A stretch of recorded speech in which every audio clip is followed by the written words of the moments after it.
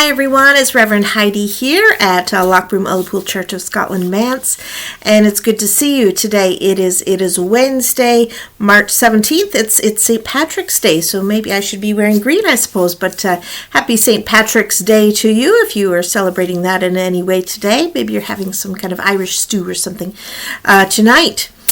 So I'm here to do our midweek Lenten series, and I must apologize if you were looking for me last week. I'm sure not too many of you were, but if you were wondering, sometimes life just happens and stops you in your tracks. And last Wednesday morning, I received some very sad information that my friend of 30 years, the first friend I made in Scotland when I came here all those many years ago, 34 years ago, lost her battle with cancer, and she fought very bravely. And she was in Berlin, and to be honest, I was very angry at COVID last week, and because we always said I had promised her that when we got to this point. That I would get to her, that I would be there to laugh and to hold her hand and not to make light of death, but to be there in the final moments of death as her friend. And because of COVID and timing of other things as well, I couldn't get to her. So I was very angry last week. So I wasn't quite up for, one, being on camera and two, doing the series. So life does stop us in our tracks sometimes and refocuses us and makes us think of what's important. And so I was grieving my dear friend last week and thinking very much of her family and teenage children she's left behind, and her husband. So that's where I was last week, if anyone was looking. So we have missed out a week. I may do one tomorrow just to I suppose to catch us up, but as I've said before, if you've lost track, we are still in Max Lucado's He Chose the Nails, and we don't have enough weeks in Lent to cover every single week, so I am jumping ahead this week and going to chapter 6, and if I do it tomorrow, I'll go to chapter 7. But I encourage you, if you haven't, to get this book. It's very easy to get, and it's reasonably priced. And it's just I'm finding it quite emotive and challenging at the same time, and I hope those who have been tuning in feel the same way. So while I was angry at COVID and life not going the way intended or planned last week, of course, yesterday there were some glimmers of hope there, with restrictions lifting and some dates that we can look forward to gathering with our friends again, and to going out again, and to supporting our local shops and eateries and things like that. So there is indeed light at the end of the tunnel, and a sense of life maybe getting back to normalcy. But I think also coronavirus has made us think about what part of our lives have we missed out on the most, and maybe coronavirus and these lockdowns has made us think about what is more important in life. So when I say we're getting back to life as normal, yes, to a degree, but maybe changed as well, and having taken stock of our lives and having a rethink about the things we really treasure and value the most, and maybe making different things a priority than we ever did before. So there are many, many negatives, of course, about Corona, but I think there has been some positives as well. And I think yesterday was just a real sign, of hope, of life resuming, and that's exciting, and that's gives us reason to smile. So for some, I know it maybe not the news they were expecting, and for those in England, I think they're waiting a bit longer. But I think we still have to keep doing our part and staying as safe as we can do, and just looking out for one another, and just try to be patient with one another who are feeling different things in different ways about about this coronavirus, and some are still just as anxious as they were a year ago. So I think we have to be mindful of that and just do our best to be kind and realize all of us are struggling with lots of things, and some things we don't talk about, but that are still things we're thinking about and worrying about and things. But anyway, we need to hold on to hope, know that there is light at the end of the tunnel, but keep staying safe and doing our part to keep others safe as well. So that's all I really wanted to say about that. I'm quite excited. Our church can open again. We will open on Easter Sunday, and while we can't do communal singing, there will very much be celebration and praise and excitement to celebrate Easter together, the most joyous of celebrations of Jesus Christ coming back to life for us. So we will be celebrating in the church, and I imagine those who are watching will have a church service to go to as well. So that is all hopeful and exciting news. Okay, now that is all I have to say about that. So again, I'm reading from Max Lucado's He Chose the Nails. I don't add anything into what I'm reading. Sometimes I might repeat something if I think it's particularly important or really is speaking to me today, because as I'm doing this series, I'm doing it along with you, so I'm very much being challenged by this book as well. So I hope you're challenged. I hope you're inspired. I hope it makes you think. And again, as I say every week, if you have questions, thoughts, send me a message. I'd love to know what you're thinking. I'd love to know who's watching these. I know some of you are, but I would love to know who actually views this and what you think. So again, Max Lucado's He Chose the Nails, and this week I'm doing chapter 6. I will let you choose God's promise through the 2 crosses.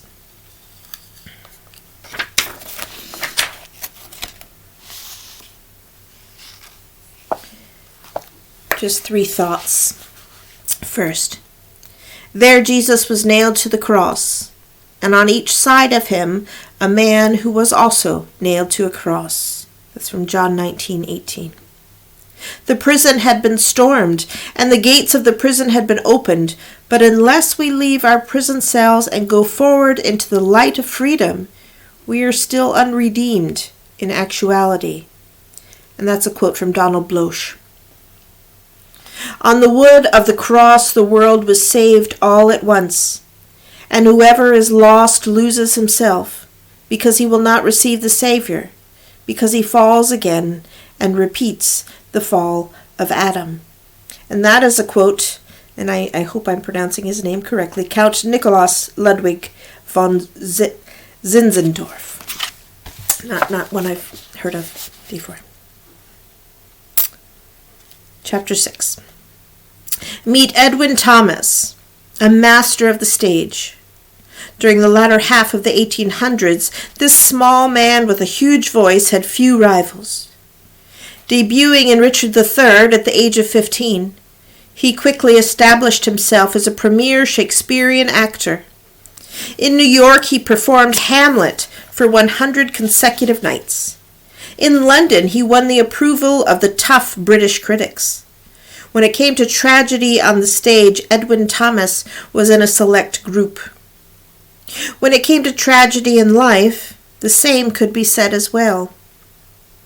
Edwin had 2 brothers, John and Junius. Both were actors, although neither rose to his stature.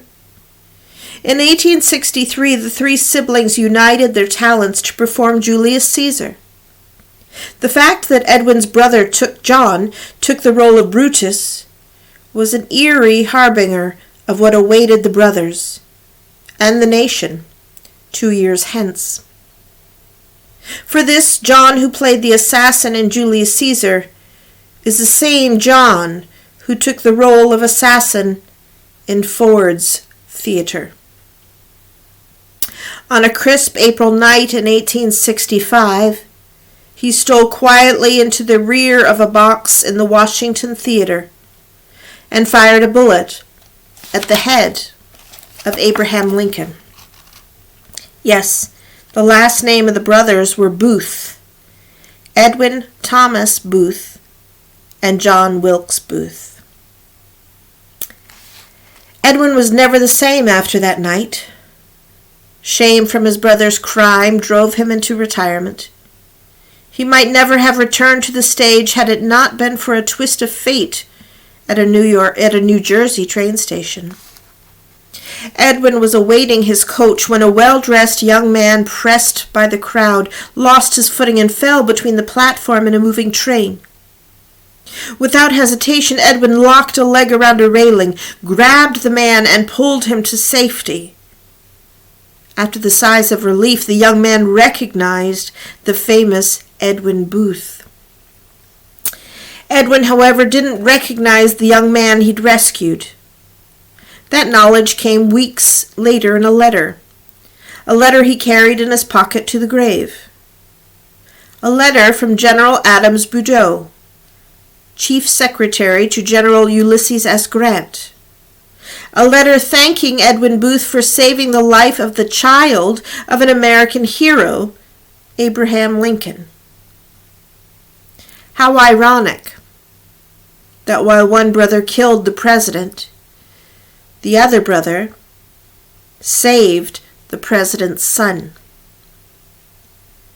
The boy Edwin Booth yanked to safety Robert Todd Lincoln. Edwin and John Booth, same father, mother, profession, and passion. Yet one chooses life and the other death. How could it happen? I don't know, but it does. Though their story is dramatic, it's not unique. Abel and Cain, both sons of Adam. Abel chooses God. Cain chooses murder, and God lets him. Abraham and Lot, both pilgrims in Canaan. Abraham chooses God. Lot chooses Sodom, and God lets him. David and Saul, both kings of Israel. David chooses God. Saul chooses power, and God lets him. Peter and Judas both deny their Lord. Peter seeks mercy. Judas seeks death, and God lets him.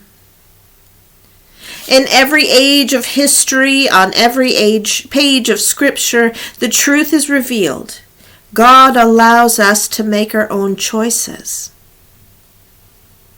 And no one delineates this more clearly than Jesus.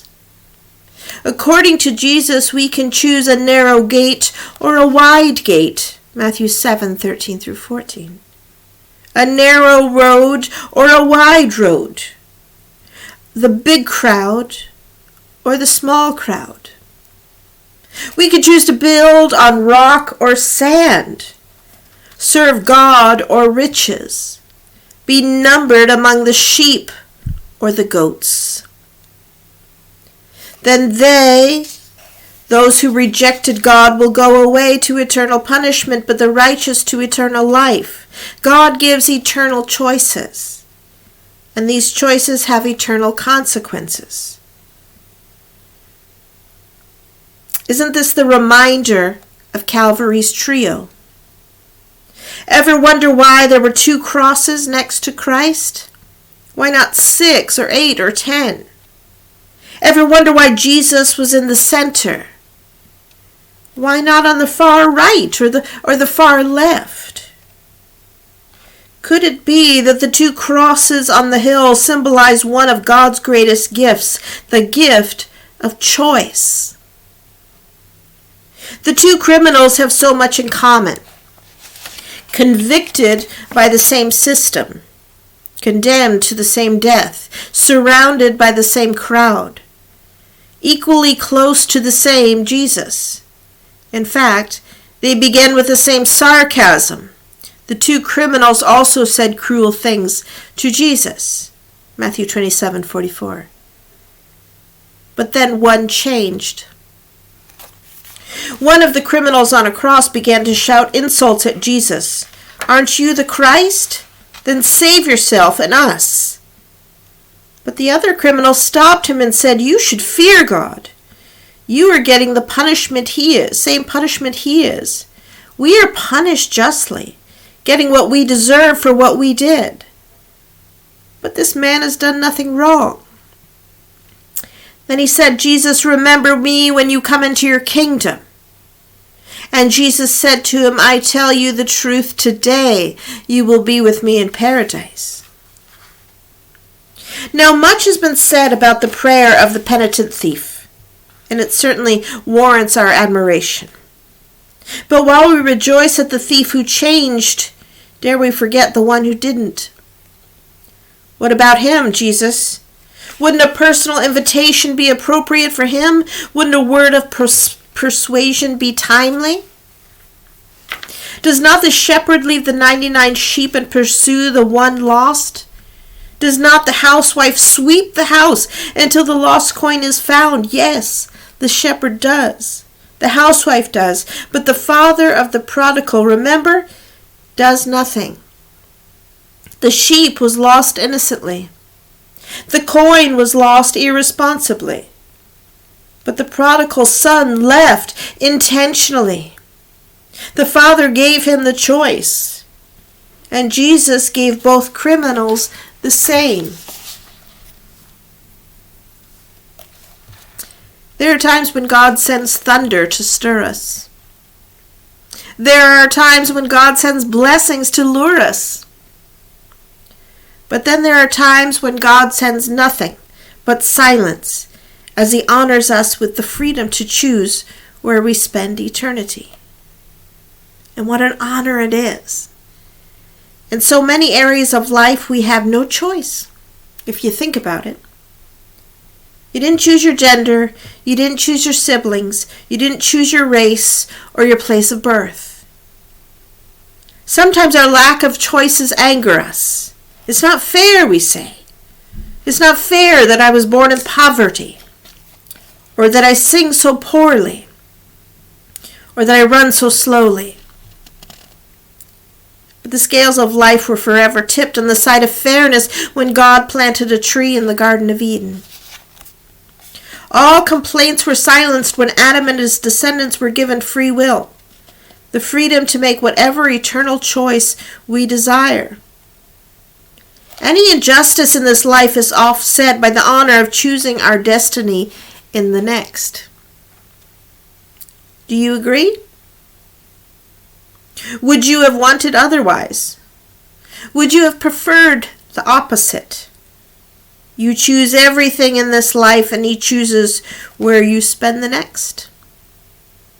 You choose the size of your nose, the color of your hair, and your DNA structure, and he chooses where you spend eternity.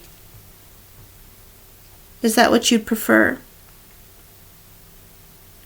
It would have been nice if God had let us order life like we order a meal. I'll take good health and a high IQ. I'll pass on the music skills, but please give me a fast metabolism. Would have been nice. But it didn't happen. I don't have music skills or a fast metabolism. But when it came to your life on earth, you weren't given a voice or a vote. But when it comes to life after death, you were. In my book, that seems like a good deal. Wouldn't you agree? Have we been given any greater privilege than that of choice? Not only does this privilege offset any injustice, the gift of free will can offset any mistakes. Just making sure I didn't skip a page. Okay. Think about that thief who repented. Though we know little about him, we know this. He made some bad mistakes in life. He chose the wrong crowd, the wrong morals, the wrong behavior. But would you consider his life a waste? Is he spending eternity reaping the fruit of all the bad choices he made? No. Just the opposite. For he is enjoying the fruit of the one good choice he made. In the end, all his bad choices were redeemed by a solitary good one. You've made some bad choices in life, haven't you? You've chosen the wrong friends, maybe the wrong career, even the wrong spouse. You look back over your life and say, if only I could make up for those bad choices. Well, you can. One good choice for eternity offsets 1,000 bad ones on earth. And that choice is yours. How can two brothers be born of the same mother, grow up in the same home, and one choose life and the other choose death? I don't know, but they do. How could two men see the same Jesus, and one choose to mock him, and the other choose to pray to him? I don't know, but they did. And when one prayed, Jesus loved him enough to save him. And when the other mocked, Jesus loved him enough to let him. He allowed him the choice. And he does the same for you.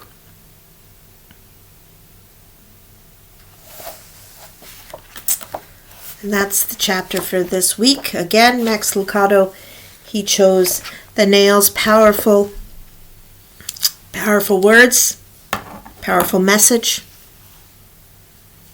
But he loves you enough to make the choice, the ultimate choice, to follow him.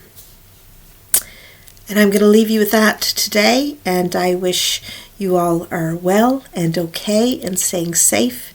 And I will do chapter 7 tomorrow about this time. God bless you each and all. Take care of one another. Love one another as he loved you. If you are struggling with whatever you gave up on this Lenten journey, keep going. You're getting closer. And just remember why you gave something up. To remember the sacrifice Jesus made for you. So keep going. Stay strong. And God bless you each and all. Take care.